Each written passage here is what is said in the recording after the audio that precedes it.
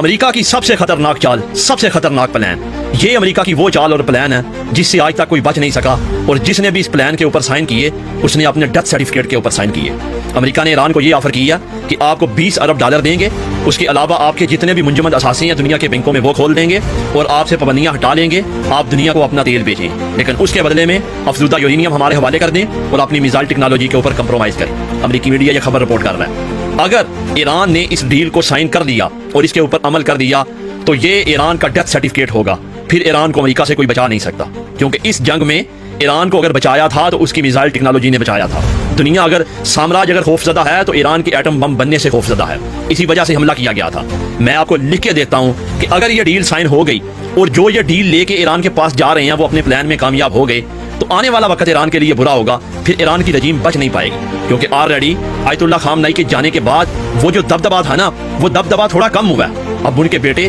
کس طرح اس چیز کو لیڈ کرتے ہیں، کیا وہ ٹرمپ کی اس ڈیل کو قبول کرتے ہیں یا نہیں کرتے، کیونکہ کبھی بھی یہ امریکہ اور اسرائیل جو ایران کے اندر نظام ہے سپریم لیڈر والا اس کو قبول کرنے کے لیے تیار نہیں ہے۔ وہ اس رجیم کو ہر قیمت کے اوپر ختم کریں گے، لیکن اب ان کو یہ سمجھ آ گئی ہے کہ جب تک یہ میزائل ٹیکنالوجی اور افزودہ یورینیم کا ڈر ہمارے سر کے اوپر رہے گا ہم یہ رجیم ختم نہیں کروا سکتے۔ اب ٹرمپ اس پلان کو لے کے کیا کرے گا یا ایران کا جواب کیا ہوگا وہ آنے والا وقت بتائے گا۔ اگر ایران اس چال سے نکل گیا نا تو پھر ستہ ہی خیر ہے، لیکن اگر یہ ڈیل سائن ہو گئی تو پھر خیر کوئی نہیں ہے، پھر تباہی ہے۔